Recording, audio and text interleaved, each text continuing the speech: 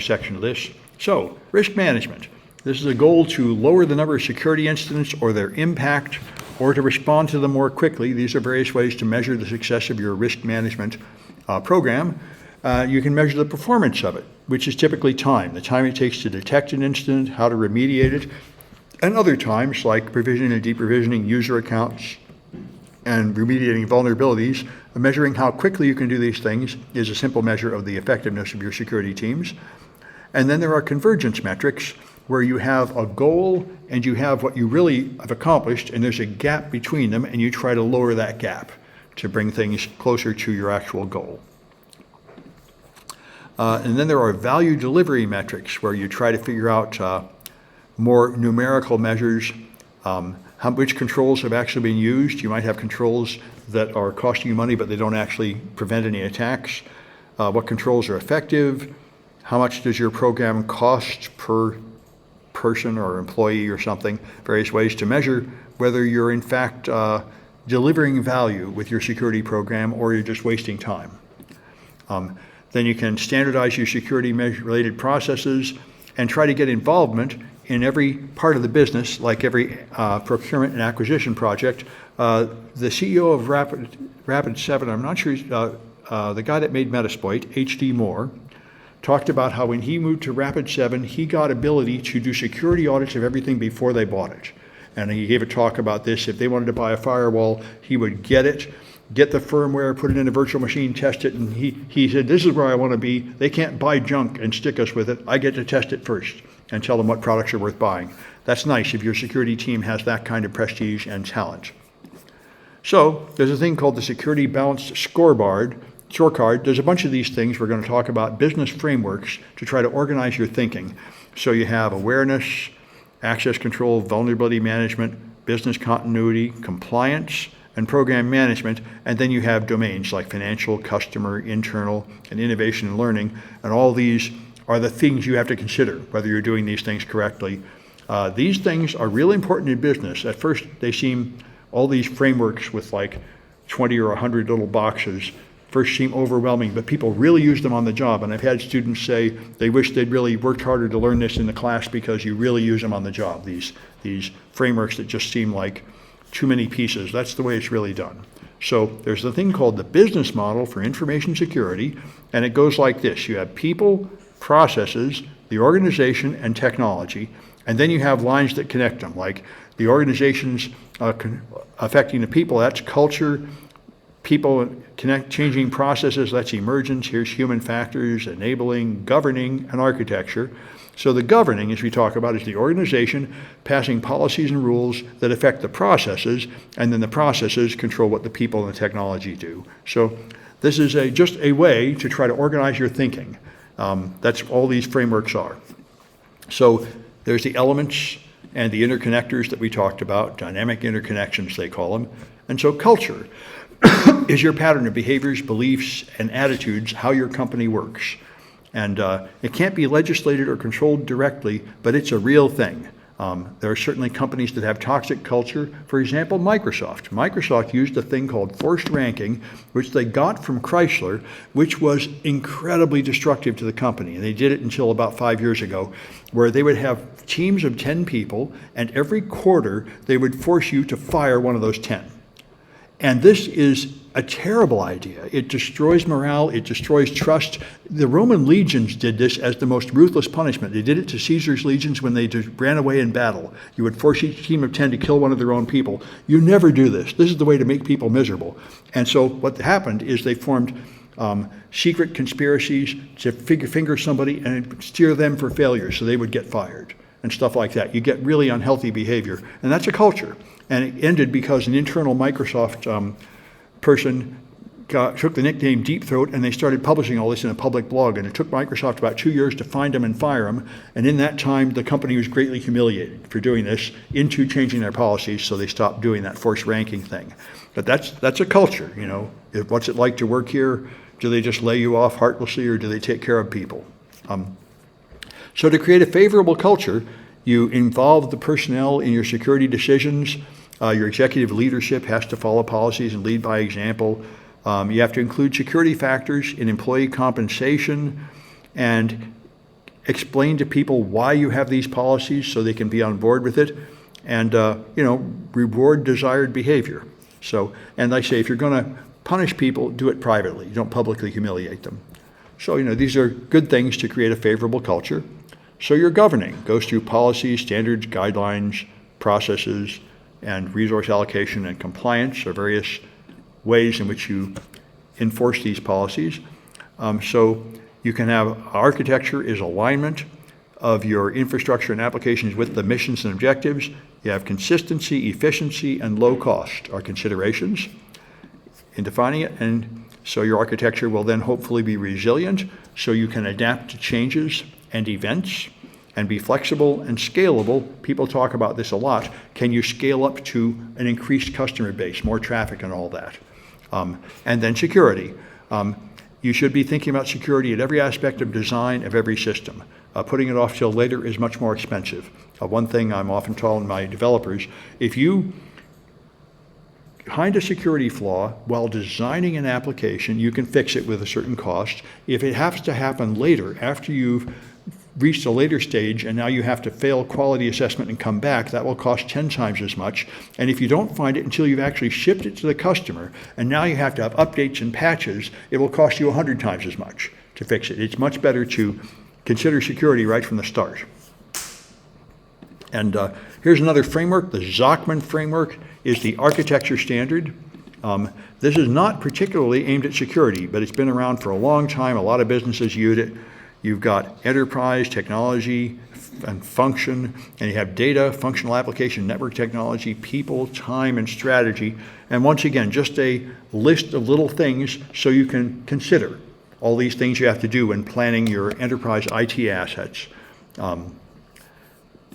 There's a data flow diagram is a similar one where you have all these things in your company, like the payroll is external, your Salesforce automation is external, so you have a data flow into the internal part of your company, and therefore a trust boundary, this square, this rectangle, and you have to consider, if I'm going to have external payroll, how is that data going to come in and out, and how am I going to secure it, and what risk is there putting company data on somebody else's servers?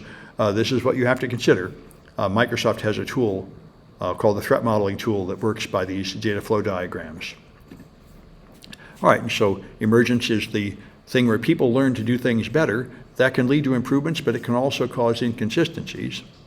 And so technology and business people typically do not understand one another, and that leads to serious problems. And that's why we have certifications like this and the CISSP, where people need to know both technology and management, so that they can hopefully help the two work together instead of opposing each other. And so you've got business requirements going to service requirements, business solutions, technology, and the deployment. You go around a sort of circle trying these things where the business goals are being achieved through technology, and the two teams have to work together. And it helps a lot if they can be respectful and appreciate the roles of each team instead of just blaming each other. Then there's human factors with the user interface, where you consider how consistent your system is, how readable it is. Do you have things like voice and biometric recognition, and things like ergonomics to make it safe for your employees to use the equipment. So here's an example of how you might use this framework to organize things. You have a new policy regarding personal devices and company email. That comes from the governance. This will affect your processes, it will affect the people, and it will affect your technology. So, they might have some idea like no more personal email, and it might turn out that that has really bad consequences for getting work done. Then another one, an outside security audit shows that your servers are months behind in their security patches. So how does this happen? You have a vulnerability scanner, and why is it failing? So there are various possible causes. It could be a technical cause, your scanner is faulty. It could be an architecture cause. The network is designed so that the scanner cannot reach all the devices. It could be human factors. Humans are improperly using the scanner. It could be, so to examine it, you can go to enabling support, interview engineers, and see what they're actually doing and how it aligns to your business processes. And this is where the flaw is. They discover that new networks have been added that were not put in the scanner's configuration. So it was the update that led to it. And that's the sort of thing that tends to happen. So Let's try another one of these Cahoots. I don't think it's 2A1. I think we're up to 2A2. Good. That's good. Somebody here has a business degree. That's a good idea. I'm sure you'll know more than I do. Let's see. I'm pretty weak on the business part. So 2A. All right.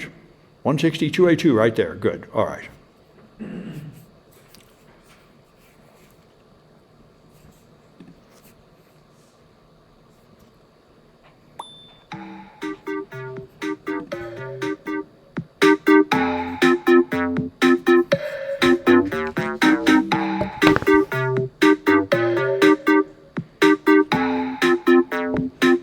Good. People coming right in.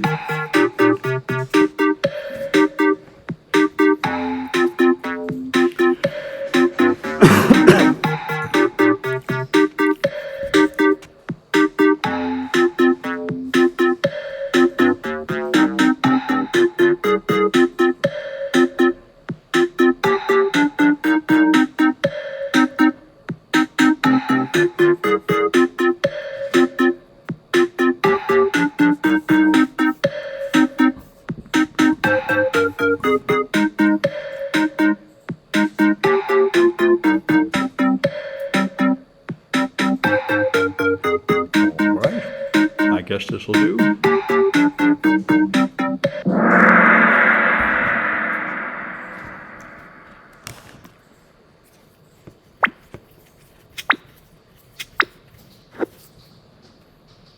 All right.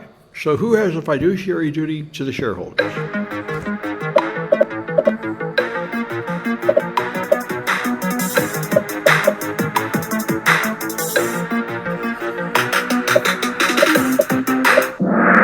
Yep, that's the board of directors.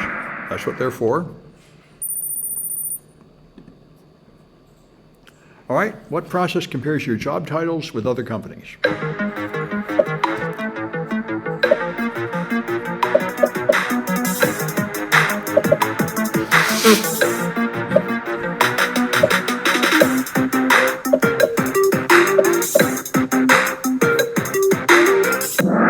That's benchmarking.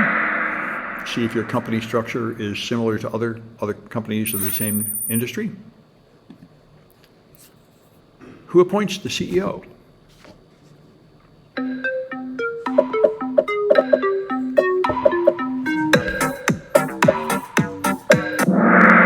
board of directors. Good.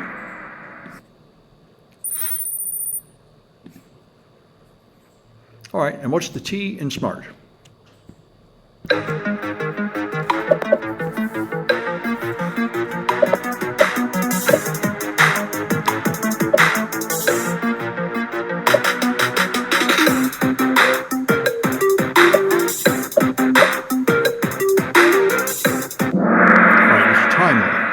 These are desirable attributes of a measure.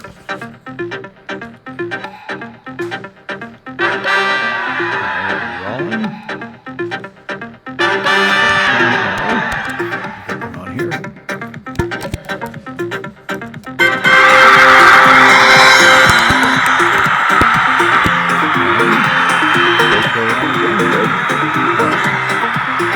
All right, and we got another one of these. Defect in the slide deck. That one should have been earlier. There should be a 2A3. There it is. This will be the last one. Let me just take a look and make sure. I think we've been through all the slides. We have. Okay. So we should be ready for this one.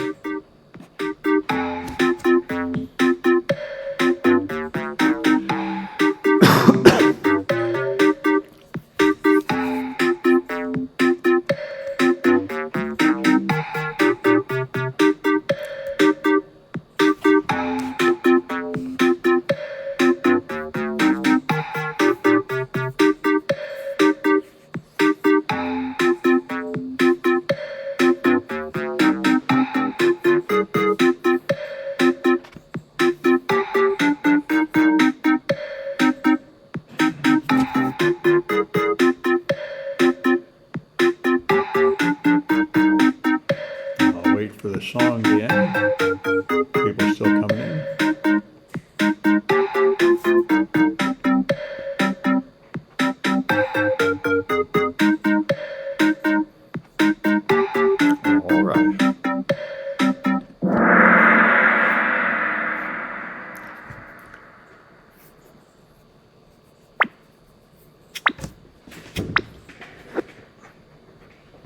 Okay, so what metric would include time to detect security incidents?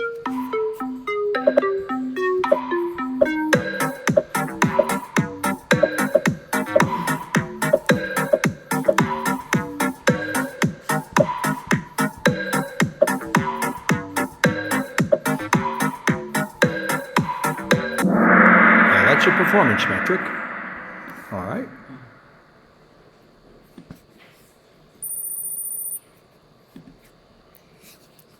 All right.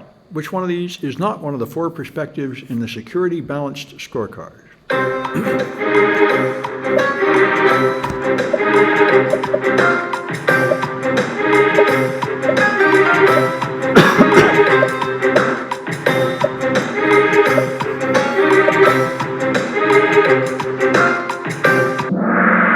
It's security. Let's go take a look at the security balance scorecard because it's easy to get these things mixed up. That's the BMIS, but there's the security balance scoreboard. It's got financial, customer, internal, and innovation. It doesn't address security directly in that regard. Security is sort of included in the features, but it doesn't have a column called security. It's got more detailed information. All right. Yeah. That's why I say those things are hard to learn, but my students tell me it's worth learning them. There's a ton of those compliance frameworks. All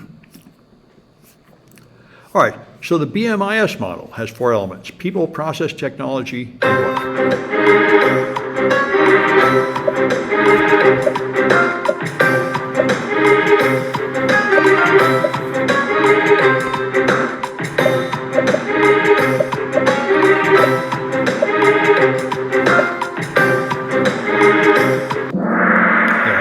Organization is the other. That was the one that's where governance and such comes from.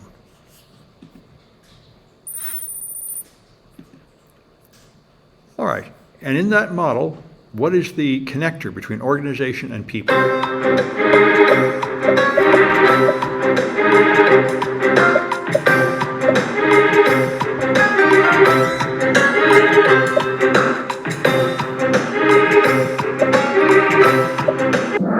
That's culture. What is life like in that company? All right. So it's Chris C. All right.